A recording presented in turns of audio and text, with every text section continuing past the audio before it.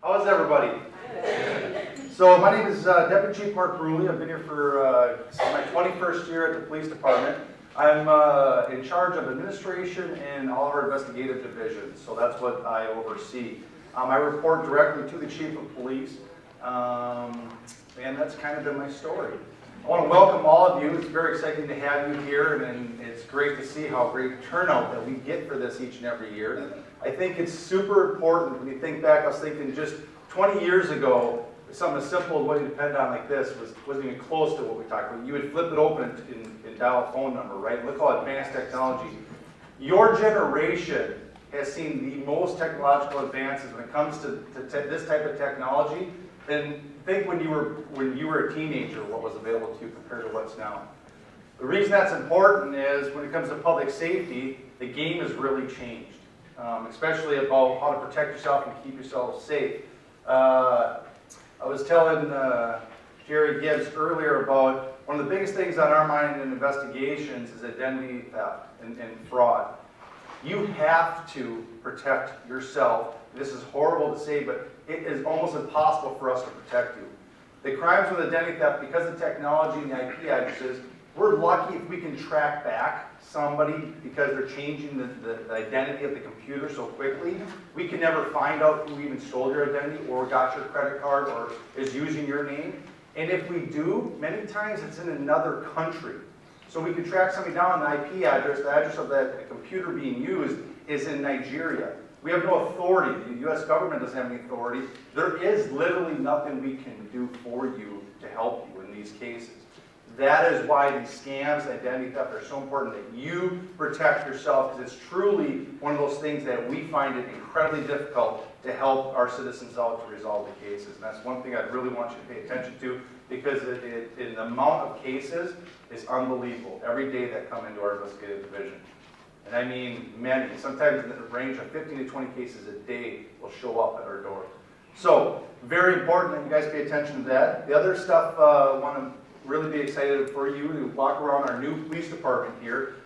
We've only really been up and running here for a couple of months. It's very nice. We're very excited about it. We had a lot of upgrades to the police department and things that can help us serve the community better, and also be able to house 163 employees, which work out of this building, and our other building that's on Brooklyn Boulevard. So very excited to walk around and see the new building. We're very proud of it. I hope you appreciate all the work that was done to make it happen. And then probably the other biggest thing from the police department aspect, at least from administration, that we're going down is body cameras. I don't know how much you know that we made the decision about a month and a half ago that every police officer in Brooklyn Park wears a body camera now. So every police officer out on the street wears a body camera, and we think that's important. We think it helps protect the officer, it helps protect the citizens, to be honest with you. There's really not a bad angle to the body camera discussion other than the data itself and what we're doing with that data. The reason I say that is because legislation is still trying to settle out if we have to release it. Right now, we have to release any of that data that we capture. And if we're in your home, we don't want to release that. You should have some right to privacy. We believe as police department, you should have access to the data, but the media and the public, your neighbors, do not need access to that data. And we're hoping legislation solves that. But we're one of the few departments in the state that have full deployment of body cameras and all our officers out there, and we're still trying to navigate through that and what that means for us. So that's kind of a snapshot of the police department as a whole. Super excited you guys are here, and welcome and thank you for coming. A friend of mine that was over in Europe recently, and he went to the Vatican with his friend that was a non-Catholic, but he went with my friend anyway. And they were standing in there looking at all the beautiful paintings and such. And all of a sudden, my Catholic friend noticed that his friend took out a bag of peanuts and was eating peanuts and dropping shells all over the floor of this sacred place. So my friend said, you can't do that. The Vatican is sacred to the Catholic people. You can't do that. He says, oh, I'm not Catholic. It's not a big deal. So he said, well, you know what? He said, I'm not going to get in trouble. You're on your own. I'm heading over here. You're on your own. So my friend went over there, and every once in a while he'd take a look at his friend. Sure enough, he's still sitting there eating peanuts, dropping shells all over the floor. Well, pretty soon this door opens up, and the Pope comes out and talks to the guy, does one of these, and walks away. Well, my Catholic friend runs over to his friend and says, I can't believe this. I've been Catholic my whole life. It's my first trip to the Vatican, and I'm respecting the place, and you come in here, you're disrespecting the place. You get to meet the Pope, you get blessed by the Pope. And his friend says, blessed by the Pope? And my buddy says, yeah, I saw him, he blessed you. He said, no. He came over and said, hey, you, pick up that message, your friend, and get the heck out of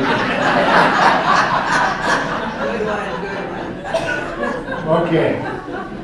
I'd like to start with a joke because my topic is a serious one, so I always like to start you laughing.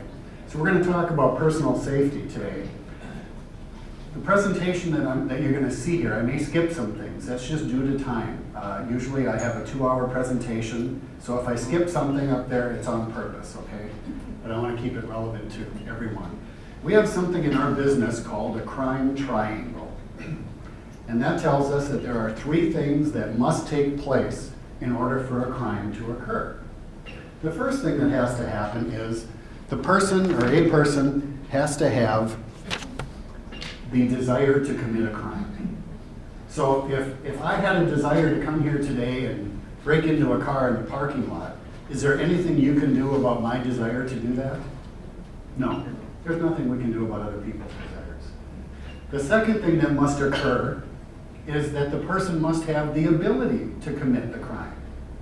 So to break into a car, maybe they've got to have the ability to smash the window with a hammer or some other object, or try to mess with the lock to get in. So is there anything we can do about other people's abilities? No, we don't control other people's abilities, and anybody can swing a hammer, right? So the third and final thing that must take place in order for a crime to be committed is the person has to have the opportunity. So if my desire today was to come to this parking lot and break into a car, and there were no cars in the parking lot when I got here, am I going to be able to commit that crime? No, because the opportunity wasn't there. So in crime prevention, we focus all of our energy on taking away the opportunity, because we can't control the ability or the desire of the criminals. The only thing we can do is take away their opportunity. So today, as I'm talking about things, that's what I'm focusing on, taking away that opportunity. It's very important. First of all, we'll talk about some safety at home. You need to lock your doors and windows.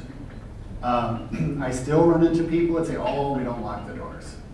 Well, those days have been gone for decades, folks. I don't care what city you live in. I don't care if you live in a rural area. You need to lock your doors.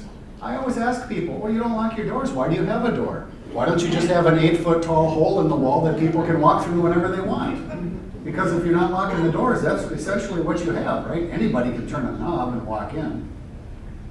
And while I'm on that topic, how many of you have an attached garage, a garage that's attached to your home?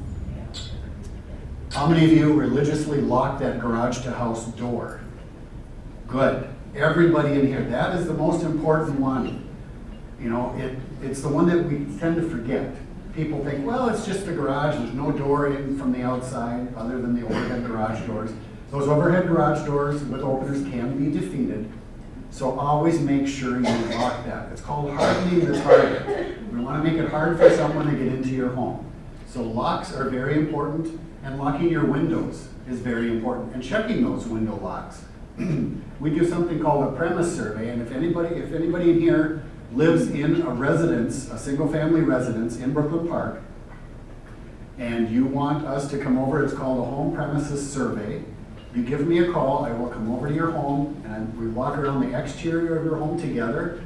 We look at the interior of your home, and I inspect the locks on the doors, the windows, and I go through this whole process with you. It takes about 45 minutes or so.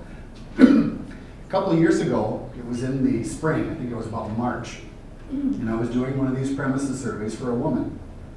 And when I had just gotten there, we were kind of chit-chatting. She said, do you like my new windows? I had all new windows put in last fall. I said, yeah, they're beautiful. Why don't you lock them? And she said, well, they're locked. I said, no, they're not. I walked up and slid one, and slider window slid it. She goes, oh my gosh, it was late fall when they were put in. I never checked. I assumed they locked. Well, they're sliders, and sliding windows have to be slid completely closed in order for you to lock them. there were several of her windows that could not be locked because they were installed improperly. They weren't working. So this woman just about fainted when I told her that all of her windows had been unlocked all winter. Not only the safety aspect, but also she lost a lot of money in heat because those windows don't seal until they're pushed all the way shut, and they couldn't be closed all the way. So she was very glad that I'd been there. I said, you need to get that company over here today and get on it. So it should be part of your routine to walk around and double check windows. We have 3 doors that come into my house. The front door, the garage to house door, and then we have a 4-season porch, and there's a door that goes out to the patio. Every night, I don't care if I'm sick as a dog, every night, I get up, and my wife and I usually watch TV out on that porch. I get up and I double check that door, make sure it's locked. I go to the front door, I can eyeball that one. If it's this way, it's locked. If it's this way, it's unlocked. And then I open the door to the garage, make sure both garage doors are down, shut it, and lock it. That is my nightly routine. I've never missed that routine because I've seen a lot of things. I'm in my, 34th year of law enforcement. So I've seen a lot of things over the years.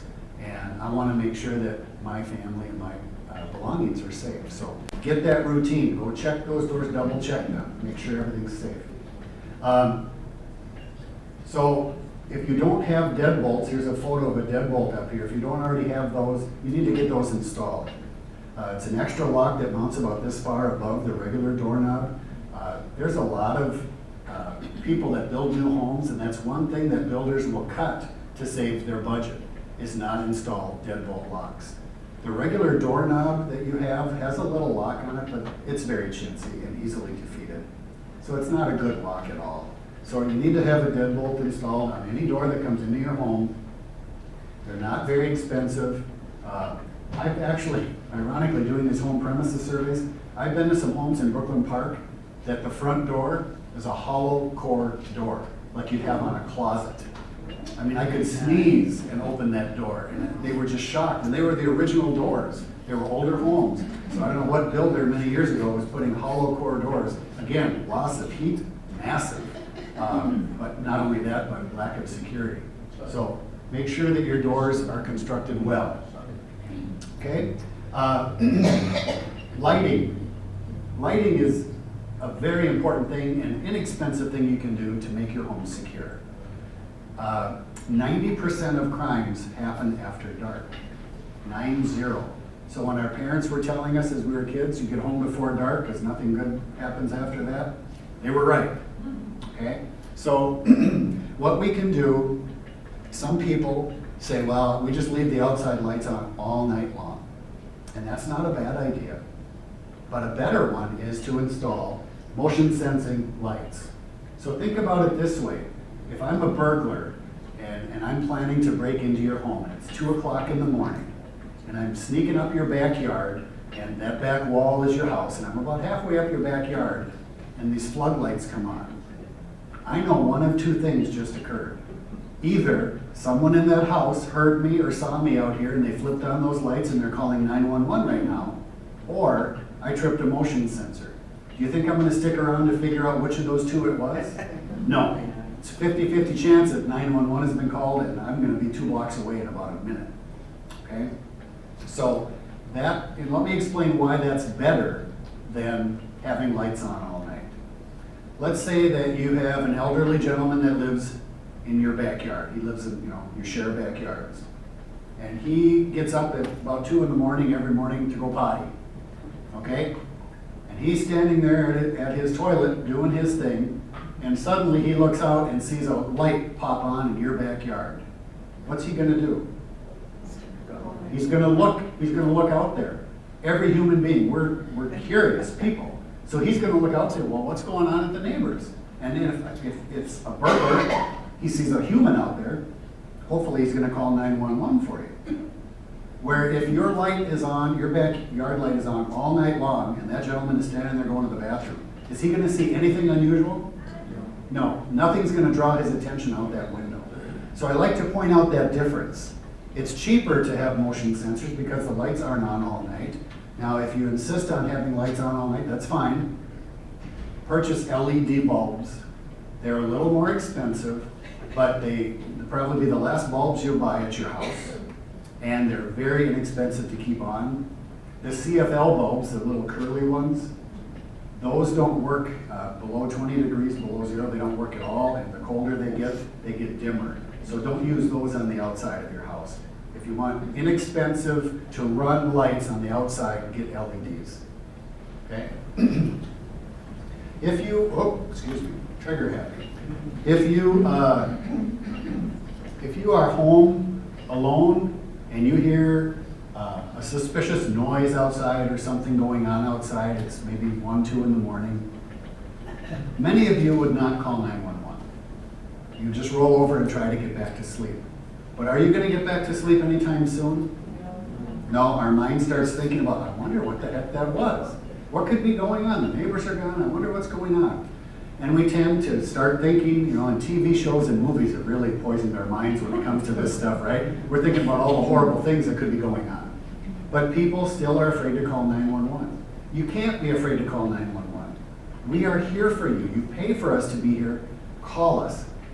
We get many of these types of calls, an unknown noise in the backyard, and sometimes we get there and it's a raccoon that was in your garbage can and that was making the noise, and we made it scamper away, and we knock on your door and say, here's what it was a raccoon, you're fine. Now you can lay down and go back to sleep because you know that it's nothing serious and it's fine. But for those people that don't call 911 and they lay there for an hour or two trying to get back to sleep, many times you go out in the morning and you discover that your boat was stolen, or your car that was in the driveway was broken into, or worse, the neighbor is standing by their car with broken glass all over the ground and they're on the phone with 911, and they holler over to you when they see you going out for your paper, hey, did you hear anything go on last night? Many of you are going to say, nope, not at all. Or you might say, well, yeah, actually, at about 1 o'clock this morning, I heard a noise. I wasn't sure what it was. How's your neighbor going to feel right now? They're going to be kind of disgusted. Call us. We would much rather get a bunch of those calls, get there and find out that it was nothing, it was easily explainable, no crime. It makes you feel better, it makes everybody feel better. For a call like that, the officer types about 2 sentences into their computer and it's done. If you didn't call and it's a theft from auto or a burglary or something, that's a lot of paperwork, and that means that officers in an office doing paperwork, not out patrolling. So it's really to everyone's benefit for you to call 911 if you hear something. Now, on a very windy night, do we hear things that go bump in the night? Yeah. So kind of use common sense, but if it makes you think twice, just call 911, let us check it out. We're glad to do that for you. Suspicious activity or a suspicious person. Now, I live in Buffalo, so if I asked you, pretend I'm talking to you personally, I'd like you to come to my house tonight, and I want you to sit out in front of my house in your car, and I want you to keep an eye on things, and I want you to call 911 if you see or hear anyone suspicious. Would you have any questions for me about your assignment? What would that be? Dave? Seems like I've now become a suspicious person to your neighbor. Okay. So you being there is suspicious, and one of these ladies said, how would I know? How would I know who doesn't belong there? That's exactly right. I am an expert of what's normal in my neighborhood. I've lived there for, 22 years. I know that today at 2:45, the red car driving slowly past my house is a kid that lives at the end of the block, and he's driving slowly home from school to finish his cigarette before he gets home. I know that. You wouldn't know that. So you'd see a slow-moving car and think, wow, that's kind of suspicious.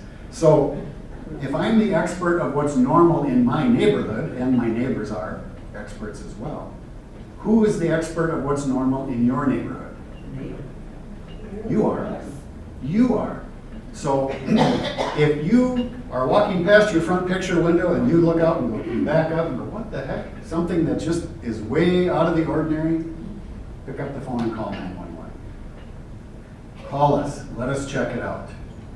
There are many times that people literally witness a burglary or other crime and never call it in.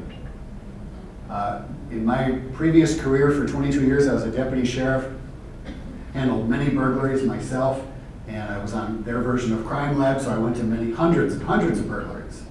And my pet peeve was when I was heading out to my squad or the truck to get some more equipment for fingerprints or photography or whatever, and a neighbor would come tootling up the driveway. "Excuse me, deputy."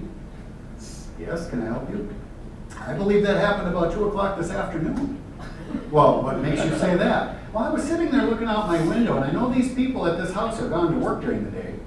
And I saw these two strange guys back a pickup into their driveway. Then I heard a loud bang, and pretty soon they were carrying a TV out." Stress in police work is, I can't hit that person right now. It's like, seriously? You watched that happen? You know they're gone to work, and you watched it happen? You didn't call 911? And I can't tell you how many times that has happened in my career, and everybody has dealt with that. Pick up the phone and call. When I talk to neighborhood groups, and I talk about the same stuff, I usually tell neighbors, I ask them, first of all, who remembers the TV show Bewitched? Okay, some of us, all right? And on that TV show, there was a nosy neighbor lady that lived across the street from the Stevens residence. And she was always looking out the window at the Stevens and what was going on over there. Does anyone remember her last name? Mrs. Kravitz. Very good. Does anyone know her first name? Gladys. Wow. You watched a lot of TV. Does anyone remember Mr. Kravitz's name? No. It's Mr. Kravitz. No, actually it was Abner. And she'd be looking, she'd say, Abner, come here, there's something going on at the Stevens residence, right? So that poor actress was dubbed America's Nosy Neighbor Lady.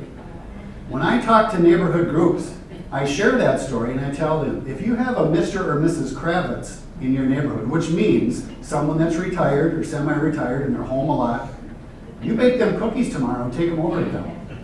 Get to know them. Because when you're gone to work, guess who's watching your house? They are. That neighbor is. You all grew up, we all in this room grew up in a time where neighbors looked out, you knew everybody, you looked out for each other. I've had, now, just last fall, one neighbor on one side of my house. They were original neighbors. I used to say I've had the same neighbor since I've lived there. One family moved, they downsized, and I got a new family next door. Got a widow that lives next to me, been there the whole time that we've been there. We do that. When I go out of town, I call Jan, or I see her if she's outside, I'll say, Jan, we're gonna be gone from this date to this date. If you see anybody over at our house, just kill them and leave the body in the backyard, and I'll bury it when I get back. And I literally say that, and she laughs, she knows, okay, Terry, I'll keep an eye on things, I'll call the police if I see anything unusual. She gets my newspaper, she gets my mail, I do the same thing for her. That's what neighbors do. So get to know a neighbor that you trust, and keep an eye on all of them, even if you don't know the neighbors. If you see something unusual at a house, call us. Sometimes we get that call. There's a strange vehicle. I know my neighbors are going to work. There's a strange pickup, and there's a guy, he just went into their garage. We want that call. So a couple of squad cars roll up, and we identify the man. He says, oh man, he said, this is my brother-in-law's house. And I had a storm at my house, and a tree went down, and I called him and asked if I could borrow his chainsaw. It's in the garage. He said, yeah. Well, great. One phone call to the owner. He said, yeah, I gave him permission. Everything's fine. Wonderful. The neighbor did their job. You're going to get thanked for making that call because it was unusual. So never be afraid to get involved and call 911. Tell us what you're seeing, and then let us handle it. A lot of times they're easily explained, but many times they're not. And you don't want to witness something and then find out later, oh my gosh, I should have called. The last thing about safety at home, lock your car if it's parked outside, especially if you have garage door openers in your vehicle. Very important, very important. If you have a garage door in your vehicle, all they have to do is break a window, push that button, and they're in your garage. And if you're like a lot of people, you didn't lock the garage to house door, now they're in your home. We had a case, well, it's probably about 4 years ago now, here in Brooklyn Park. A gentleman has this, in his words, this old beater pickup that he just drives to and from work with. and he leaves it out in the driveway. And he told the officer, well, I don't lock it because there's really nothing important in there. Well, one evening, someone was going through that unlocked pickup, and what do you think they found in the glove box? A garage door opener. So they pushed that little button and watched the door go up. Ironically, the gentleman was out of town. In the garage was a brand new pickup. And where do we leave the keys in our vehicles in the garage? Well, in the ignition, because it's in the garage, it's safe. No, it's not. Don't do that. So this criminal looks in and sees this brand new pickup with the keys in it. He can't believe his luck. So he thought, well, let's see if I'm going to get the trifecta here. Tried the garage to house door. What do you think happened? It opened. Went in, took a lot of valuables from in the house, put them in the back of the brand new truck, and drove off. All because he forgot that his garage door opener was in that unlocked truck. Your vehicle should be, outside should be locked. We have a lot of vehicles that get prowled, where people, usually young people, go through cars at night. They usually don't break in. They'll go up, and if they can't get in, they go down the street to the next one. But if they can get in there, they will dig through there. And it's amazing what people forget that they have in their cars, valuable things sometimes. They maybe meant to take it in the house and forgot, got busy, answered the phone. We all can identify with that. So keep your car safe. Make sure that there's no active garage door opener because it gives somebody access to your house. I call this safety at work for the presentation that I usually do. And even if you don't work, this is good information, even if you're retired. Let someone know where you're going. Okay? Let's say that I work here, which I do, and I'm going to go over to the post office to mail something. I make sure Jerry and I share the same office area, or Kim. If I'm going to go do that, I go to Jerry and say, I'm going to run over to the post office. I'll be back in about 10 minutes. And when I come back, I'm back, Jerry. If you work in a multi-level office building and you have to go up to the 8th floor to give Bob Jones a package, you let someone know that, hey, I'm going upstairs to Bob Jones' office, I'll be back in a few minutes. And when you come back, you let that person know that you're back. Why do I suggest that? Because if you don't come back, they'll go looking. If I don't come back, they'll go looking. How many of you had children? Raised children? Okay, now be careful how you answer this. But did you open the door in the morning and boot them out the door and say, see you at dinner time? No. If they were leaving, what did you ask them? Where are you going? What else did you ask them? When are you going to be back? Exactly. Now kids hate that because they think we're controlling who are you going with. Exactly. My mother raised 6 boys and a girl, and I mean, she was like a drill sergeant, a very loving drill sergeant. Where are you going? I'm going to Mark's house down the street. That's fine, but if you leave there and go somewhere else, you come and tell me so I know where you're at. And I thought, okay, as a kid you don't understand. It was for my safety, right? And that's the same reason even as adults. Let someone know where you're going. Now with cell phones, it's excellent. My wife and I have an unwritten rule that if it's going to take more than 15 minutes longer than normal, you call and let me know.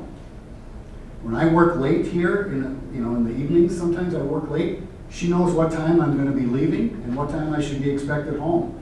She knows what route I take. So in the event that I don't show up, she can tell people, this is the way he would drive. That's important stuff. It's for your safety. So if I don't, in a typical office setting, if you don't tell someone where you're going when you'll be back, how long do you think it's going to be before you're discovered missing? It could be the next day, right? So when someone finally determines that, Terry's gone, the first thing an officer responding to a call like that is going to say is, when's the last time anyone saw him? So it's very helpful. Everybody would go, I don't know. Well, that's not a good place for us to start. But if someone can say, well, yesterday about 11 o'clock, he said he was going to run over to the post office, and I didn't see him after that. Well, now we can go check at the post office to see if he ever got there. We're in the multi-level office building. We can go to Bob Jones' office on the 8th floor and say, hey, did Terry come up yesterday and drop off a package? Do you see where that helps us? We can check the hallways, we can check the stairwells, the elevators, and look for for signs of a struggle possibly, but for your own safety, you should let something, it's not about being nosy. It's about safety. It's important. Park in a well-lit area. I told you earlier, you know, a well-lit area like this in a parking lot, light is your best friend to prevent crime. It can keep your car safe while it's there, empty, and it can protect you going to and from your car. Excuse me. I said earlier, 90% of crime happens after dark, so that means we like to be in the light as much as possible. So I always look for a certain parking spot. I have my very own parking spot at the Ridgedale Mall. The mall has no idea that it's mine, but it is, and I'll tell you why. There's one spot, and I'm not going to tell you what store it's outside of because you'll start parking there and that'll really make me mad. But it's in the very back part of the parking lot. There's a very busy street that runs right next to it, and it's right under one of those nice big lights. Nobody ever parks near my car. Now there's reasons for this. I'll be honest. The number one reason is I'm going to say particular about my vehicles. My wife has another word. I don't like door dings. So I like to park where nobody else parks so I don't come out to a door ding in my car. So that's one reason. It's also right under a street light. So think of this. You are a person that breaks into cars. That's how you make your living. Are you going to go to my car that's sitting right by a busy street under a street light all by itself, or are you going to go to 500 other cars that are parked right next to each other in a darker part of the parking lot? Where are you going? You're not going to get anywhere near my car. You would stick out like a sore thumb. People would see you, okay? And you'd be seen. And criminals don't like to be seen. They look at that stuff. So park in a well-lit area. It keeps my vehicle safe while I'm not with it, and the light keeps me safe going to and from my car. So park in a well-lit area. Have some, let's say you're at work or you're at some activity or something, have someone watch you go out to your car. Use the buddy system. If me and a friend of mine are leaving, it's dark out, and we're leaving, let's say we're here at a meeting at the police department in the evening, walk out together. There's strength in numbers. Attackers will always go for a person that's alone versus multiple people. And that just makes common sense, right? We have an extra witness, we have another person to maybe struggle with, so they're going to go for that lone person. So if you travel with a friend, hey, let's walk out together, I'll walk you out to your car. Or if it's a work situation and I'm just coming to work and you're leaving, you know, maybe I can walk out to the car with you, or just go to the window and make sure you get to your car safely. So using the buddy system is important. This is a very important one, especially if you have any kids in your family that are in college right now. Know the area. Any place that you spend a lot of time after dark. Let's say our brand new Hennepin County Library down the street. That's open, when that's open, and you know, this winter, and you go there a couple nights a week to read or whatever you do at the library, or any other place that you spend a lot of time. The next time you go to that place, I want you to sit in your locked car, so you're safe, and contemplate something. If I stepped out of my car right now, let's say I'm coming from the library, going to my car, or I just got out of my car, going into the library, and I get attacked. Something happens. And during the attack, my keys went flying, so I can't get into my car now, and I can't get into that building. Maybe the place just closed, so it's locked. Where would I go for help? Where could I go for help? Where's the closest gas station, convenience store, business that's still open, bar, restaurant? Where is some place I can go? And here's why I tell you that. This happens to people. Sometimes they get attacked and they want to seek help. And they don't know where to go because they don't have a plan. And I use this analogy.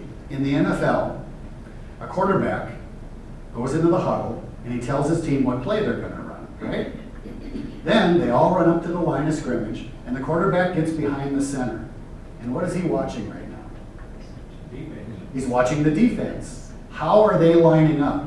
And if his read of the defense tells him, oh my gosh, they know we're going to throw a pass, what does he do? He calls an audible or changes the play. Unless you're a Vikings quarterback, they just run it anyway and hope for the best.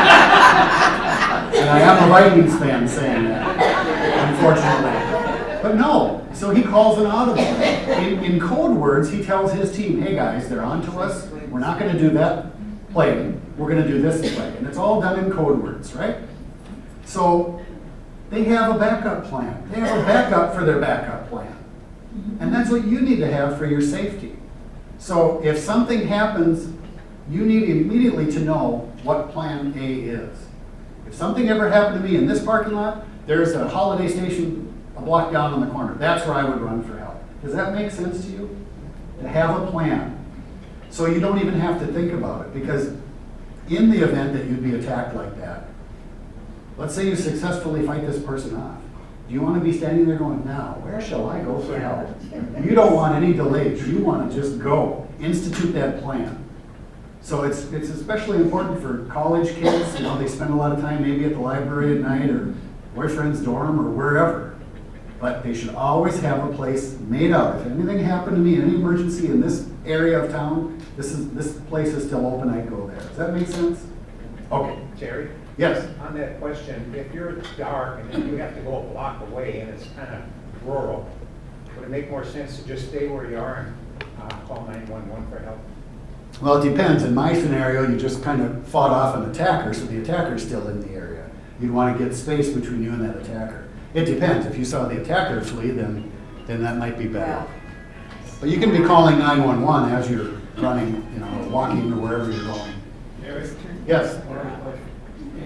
Back to your example of the library, do you know if they're gonna have the blue light emergency stations like the college does across the street? I do not know if they're going to have the blue light emergency calls. It's kind of a small parking lot, so I don't know. All right. I can't answer that for you. And the last thing, of course, is lock your car. Please lock your cars. We have a lot of theft from autos in this city, and it's because people are leaving their cars unlocked. It's kind of like having, being an exterminator, and you get called over to someone's house, it says, and they've got no front door, it's just a big hole, and they got breadcrumbs leading from the outside into the house, and they say, we've got a mouse problem and we can't figure this out. Well, it's kind of obvious, right? You're baiting them. If you get rid of this stuff and put a door on them, they can't get in. Same with your car. If you lock it, chances are it's going to be fine. But because there's so many unlocked cars left in neighborhoods at night, that gives these people, they're like mice. They're going to go to where the food is, right? They're going to go where they can get easy things to steal. I can't believe how many people leave things in their car. If you walk like through a parking lot, the back of the seat, it's like, She said, I can't believe how much people leave things in the car. Like you go into a Target parking lot and you walk past. You're telling me, oh my gosh, you should read our report someday. It's unbelievable. People will pull up to a quick stop or something to run in and get coffee on their way to work and leave their work $1,000 laptop laying on the front seat, and they're shocked when it's gone when they come out. Purses, oh my gosh, purses, duffel bags, whatever it is. Any health club, you know, all of our health clubs, we talk to them constantly about reminding the people that come there to work out not to leave anything in view. And what happens is, we have people that's all they do. They go look through parking lots of employers or businesses, and they look for an easy score. So if you leave your big duffel bag, let's say you just had a good workout, and you put your duffel bag in your car, and then you went to the coffee shop, you walked, a couple doors down to have coffee. Well, a thief walks by and sees this big duffel bag. Now, in their mind, what do they think is in that duffel bag? Something very important. In their mind, it's full of cash, right? So they steal it, and they're very sad when they get home and open it up, and there's a bunch of sweaty gym clothes in there. But meanwhile, you're replacing a window and making an insurance claim, and your workout clothes are gone. So don't leave any visible packages. Never leave your purse. There's a lot of these criminals that focus on daycare centers. Because what happens every morning? Mom gets there, runs in just for a minute. They always say, I was just in here for a minute. Well, let me tell you, nowhere in the history of the world has a mother ever walked in to give her child to someone for the day and stayed for a minute. No. Well, I put sunscreen on him this morning, and then he's got a jacket in there in case it gets colder, and right? We get talking. It's much more than a minute. Thieves know that, so they actually will watch parking lots like that. The purse is left in the car, other things. It's very important. Quick story, this happened at one of our health clubs in the city. We get calls there a lot because people leave things in plain view and then they're shocked when they're broken into. But this was an employee. Now this young woman has called 911 many times for their people that come to their health club because, so she knows that things are always stolen out of cars in their parking lot.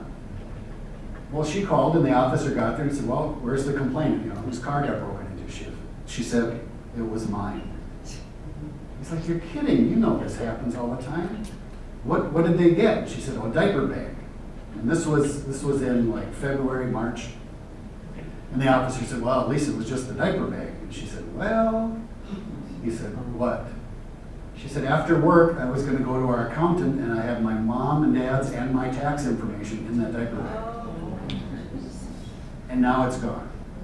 So, talk about an identity thief's dream, having social security numbers and all that stuff in one bag.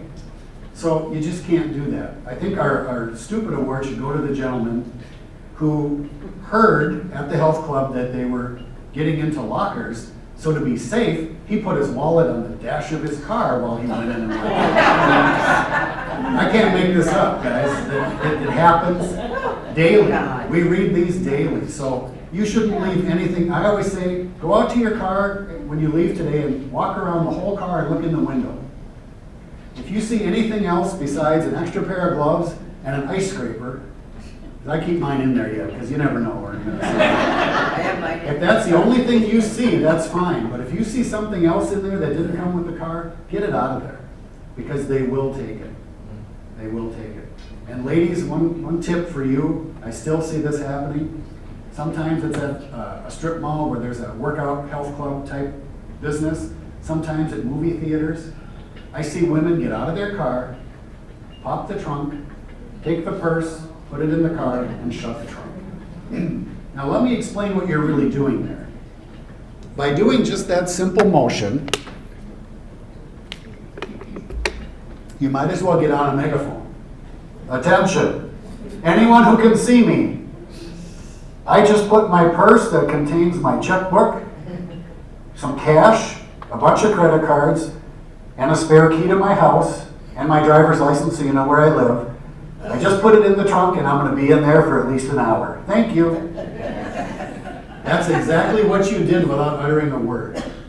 Your actions showed everybody that could see you that a bunch of valuables are now in here and I'm going in there for a while, so have at it.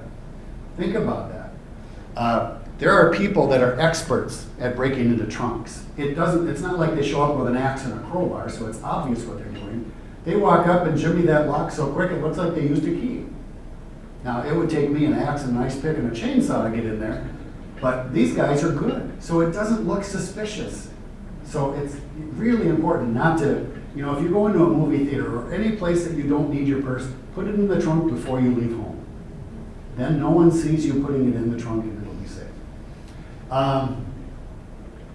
Visually inspect your car as you approach it. Check the back seat. I call that one the Hollywood clause because we've all seen that movie. The young lady gets into her car and driving away, and all of a sudden in the rearview mirror you see this guy getting up that's been hiding back there. That's Hollywood. Okay, that's not reality. If this young woman gets into her car and doesn't see a 6-foot guy in the back seat of her car, she's blind and should not be driving anyway, right? So you just want to check your car, make sure everything's safe as you approach it. Have your door key or your remote like this in your hand. Before you leave, and do this day and night, because you're not going to train yourself, oh, it's dark out, I got to do this little safety thing. This little key remote, most of us have them to get into our cars. This should be in your hand before you leave a building. So when you get out there, you can unlock it and get in and go. If you're going into your house, you park outside or you live in an apartment, before you leave the safety of your vehicle, the key to get into the building should be in your hand before you leave the building. Now, I've taught self-defense classes for women for 25 years or so, and before I taught the first one, I went and I did a lot of research. I sat in mall parking lots, in strip mall parking lots, and just observed people's behavior. And I'm gonna pick on you ladies for a little bit. I totally respect you, but wow.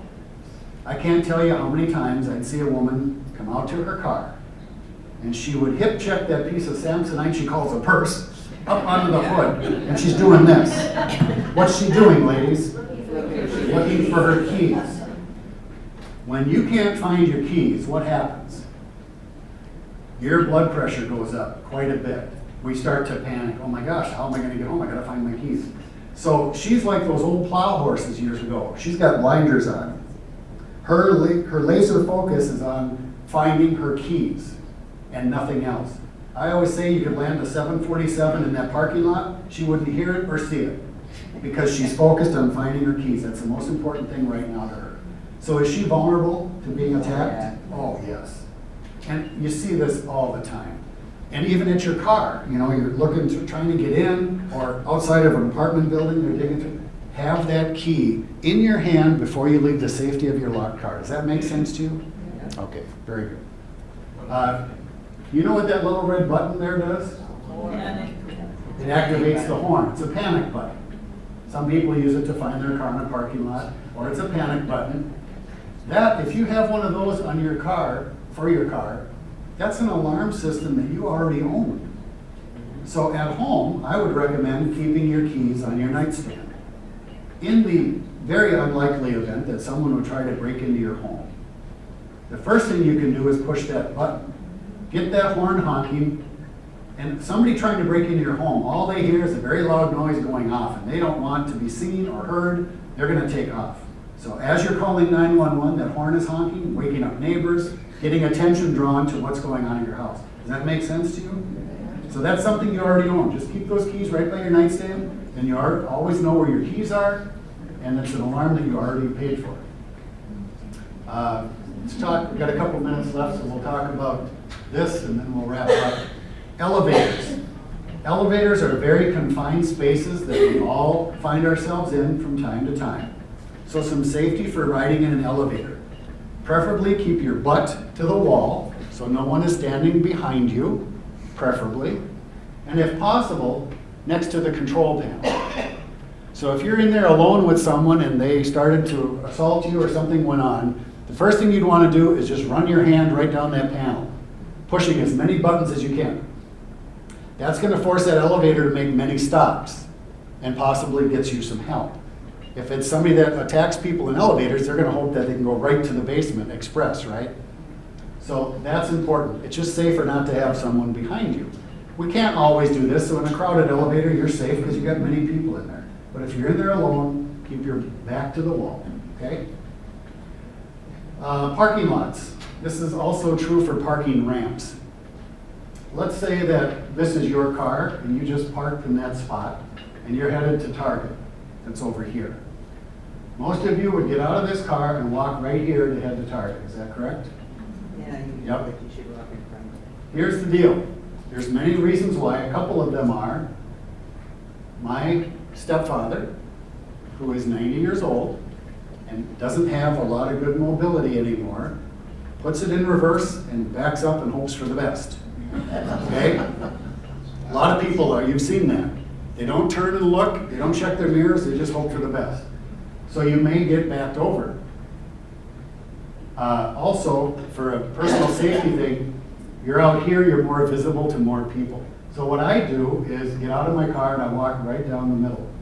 Now this is where cars drive, so you gotta remember that. So if you see a car coming or hear a car coming, you look over here, make sure it's safe, step to the side, let the cars go past and get out here.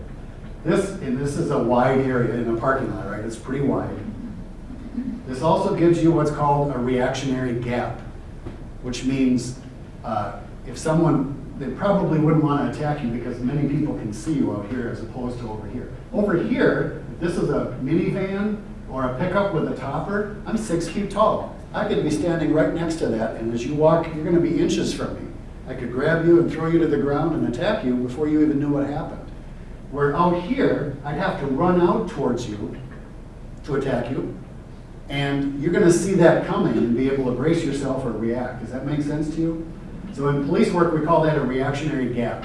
You have time to react and prepare yourselves for what's coming. But rest assured, in a well-lit parking lot, you're very visible here. I don't know of any attackers that would risk that. Does that make sense to you? Okay.